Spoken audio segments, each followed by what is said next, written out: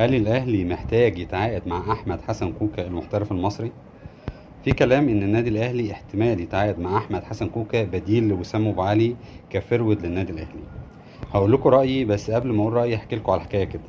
سنة 2017 كان نيمار جونيور بيلعب في نادي برشلونة، وكان نجم هناك متألق مع مجموعة لعيبة كبيرة جدا في برشلونة. ونادي باريس سان جيرمان كان قدر يدفع الشرط الجزائي في عقد نيمار، اللي كان يقدر ساعتها ب 222 مليون يورو. وده كان رقم ساعتها خزعبلي، رقم جبار.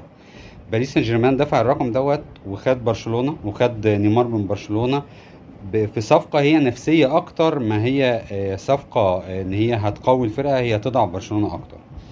فيقوم برشلونة بعديها عايز يداري خيبته، وإن لعيب بقيمة نيمار وبنجومية نيمار يمشي، فقام مستعجل وعايز يعمل صفقة